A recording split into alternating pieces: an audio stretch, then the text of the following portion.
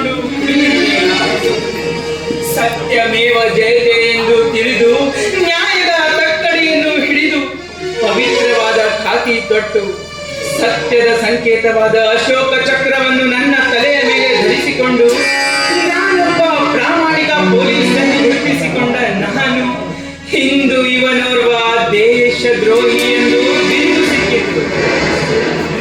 ತನ್ನ ಸೇಡನ್ನು ತೀರಿಸಿಕೊಳ್ಳುವುದಕ್ಕಾಗಿ ನನ್ನ ಕೈ ಹಿಡಿದ ಹೆಂಡತಿಯೇ ನನಗೆ ಈ ರೀತಿಯಾಗಿ ಮೋಸ ಮಾಡುತ್ತಾಳೆ ಎಂದು ನನ್ನ ಕನಸು ಮನಸ್ಸಿನಲ್ಲಿಯೂ ಎಣಿಸಿರಲಿಲ್ಲ. ರವಿಯು ಇಂದು ನನಗೆ ಜಾಮೀನಿನ ಮೇಲೆ ಬಿಡಿಸಿದರು. ಇಂದಲ್ಲ ನಾಳೆ ಮತ್ತೆ ನನಗೆ ಕಾರಾಗೃಹ ಶಿಕ್ಷೆ ಆಗುವುದಂತೂ ಖಂಡಿತ. ಅದಕ್ಕೆ ಮುಂದಿನ ಚಿತ್ರನ ನೆನಪಿಸಿಕೊಂಡರೆ ನಾನಿನ್ನು ಬದುಕುಳಿದು ಏನು ಪ್ರಯೋಜನ? ದೇವರೇ, ನಾನು ನಿನ್ನ ಸಾನ್ನಿಧ್ಯಕ್ಕೆ ಸೇರುವೆ. ಹೇ ದೇವರೇ, ನನ್ನೇನಾದರೂ ಅಪರಾಧವಾದಲ್ಲಿ ನನ್ನನ್ನು ಕ್ಷಮಿಸು ದೇವರೇ, ಕ್ಷಮಿಸು.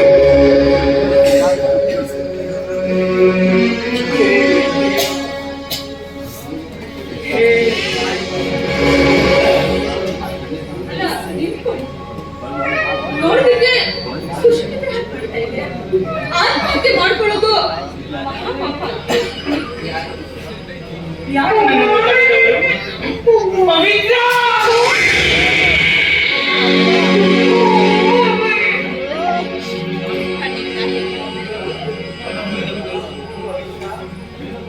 ನಾನು ನಿನ್ನ ಪ್ರಿಯಕರ ಪ್ರಸಾದ್. ಪವಿತ್ರ, ನೀನು ಬದುಕಿರುವೆಯಾ? ನಾನು ನಿನಗೆ ಮಾಡಿದ ದ್ರೋಹಕ್ಕೆ ನೊಂದು ಆತ್ಮಹತ್ಯೆ ಮಾಡಿಕೊಂಡಳು ಎಂದು ನನ್ನ ನುಡಿದ ವಿಷಯ ಕೇಳಿ ನೊಂದುಕೊಂಡಿರುವೆ ಎಂದು ನೀ ನನ್ನ ಆತ್ಮಕ್ಕೆ. ಪವಿತ್ರ, ನಾನು ಮಾಡಿದ ನಿನಗೆ ದ್ರೋಹಕ್ಕೆ ಆ ದೇವರು ನನಗೆ ಸರಿಯಾದ ಶಿಕ್ಷೆಯನ್ನೇ. ಪವಿತ್ರ, ನಾನು ಮಾಡಿದ ಅಪರಾಧಕ್ಕೆ ನನ್ನನ್ನು ಕ್ಷಮಿಸು ಪವಿತ್ರ, ಕ್ಷಮಿಸು. ನೋಡಿ ಮಿಸ್ಟರ್, ನಿಮ್ಗೆ ನನಗೆ ತಪ್ಪು ಕಲ್ಪನೆ ಆಗಿರಬಹುದು. ಈ ಹಿಂದೆ ನಿಮ್ಮನ್ನ ಇವತ್ತು ನೋಡಿ ಆಗಿಲ್ಲ. ಇದು ಮೊದಲ ಸಾರಿ ನಾನು ನೋಡ್ತಾ ಇರೋದು. ಹೌದು, ನನ್ನ ಹೆಸರನ್ನ ನೀವು ಹೇಗೆ ಕರೆದ್ರಿ? ಹೇಗೆ ಗೊತ್ತು ಅಂತ?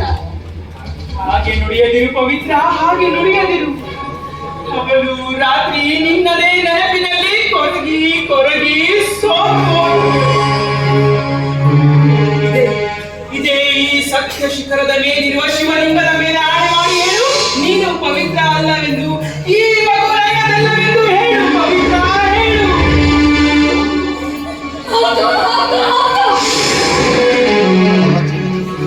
ನಾನೇ ಪವಿತ್ರ. ನಿನ್ನ ಪ್ರೀತಿಯ ಮಾತಿಗೆ ಮರುಳಾಗಿ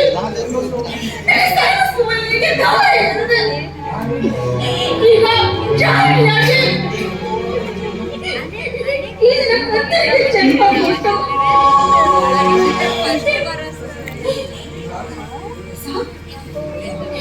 ಸ್ವಾತಿ ನೀನು ಇಲ್ಲ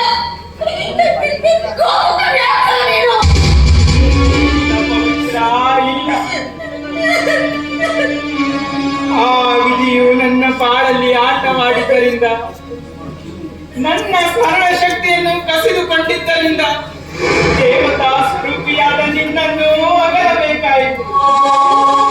ಇದು ಆ ದೇವರಾಣೆಯಾಗಿಯೂ ಸತ್ಯ ಸತ್ಯ ಸತ್ಯ.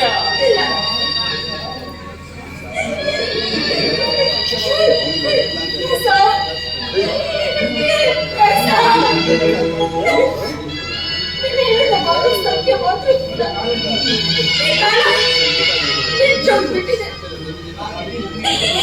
ಆ ವಿಧಿ ನಮ್ಮಿಬ್ಬರ ಬಾಳಲ್ಲಿ ಭಯಂಕರ ಬಿರುಗಾಳಿಯನ್ನೇ ಬೀಸಿಬಿಟ್ಟಿದೆ. ಅಂದರೆ ನೀವು ಈ ಮಗುವಿಗೆ ತಂದೆಯಾಗೋದಕ್ಕೆ, ಈ ಮಗುವಿನಿಂದ ಅಪ್ಪ ಅಂತ ಅನಿಸ್ಕೊಳ್ಳೋದಕ್ಕೆ ಯಾವ ಅಧಿಕಾರವಿಲ್ಲ, ಯಾವ ಅಧಿಕಾರವಿಲ್ಲ.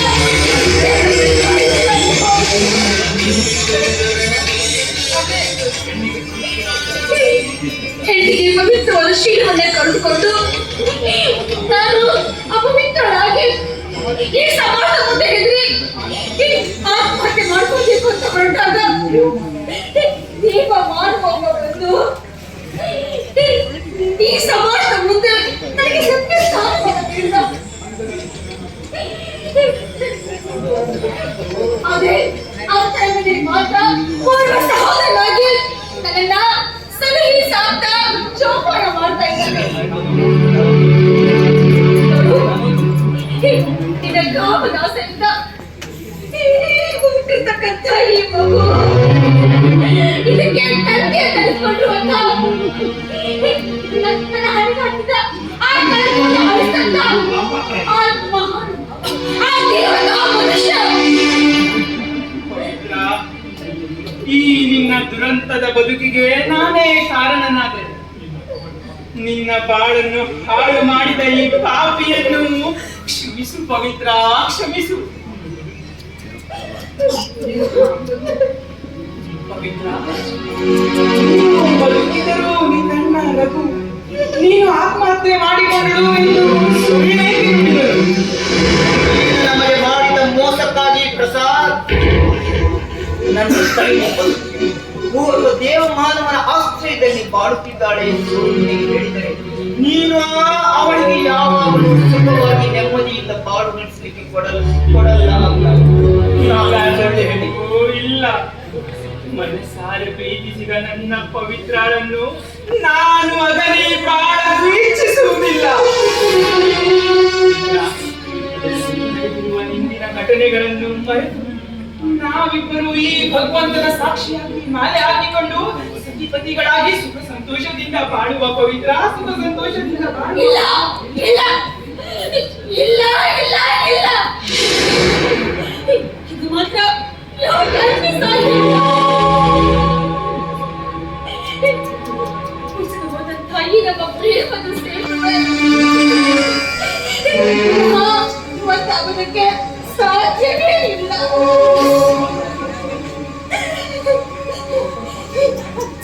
ಹಾಗಾಗಿ ನನಗೆ ಅದರ ಸ್ಥಾನವನ್ನು ಕೊಟ್ಟಂತ ಆ ದೇವ ಮಾನವನಿಗೆ ನನ್ನಿಂದ ದ್ರೋಹ ಮಾಡಿದ್ದಾನೆ. ಇಲ್ಲ, ನಾನು ಮಾಡಲಾರೆ, ದ್ರೋಹ ಮಾಡಿದ್ದಾರೆ. ಇಲ್ಲ ಇಲ್ಲ, ನನಗೆ ನೆಮ್ಮದಿನ ಬದುಕಬೇಕು. ದಯವಿಟ್ಟು ನನ್ನ ತಂದೆ ಬಿಡಿ, ನನ್ನ ಮಾತು ಬಿಡಿ.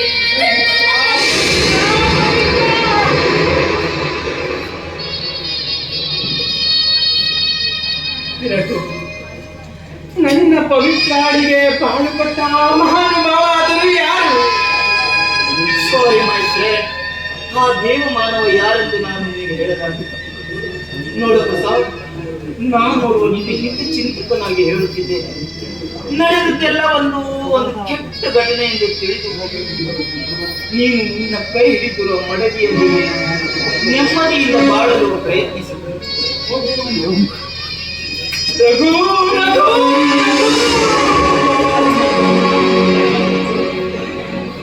ಹೇ ದೇವರೇ, ಹೀಗೆ ನನ್ನನ್ನು ಕಾಡುತ್ತಿರುವೆ. ಪ್ರೀತಿಸಿದ ಶ್ರೇಯಸ್ಸೇ ಸಿಕ್ಕಿದರು ಅವರನ್ನು ಪ್ರೀತಿಸುವ ಭಾಗ್ಯವನ್ನು ಕಳೆದುಕೊಂಡ ನಾನು ಪಾಪಿ.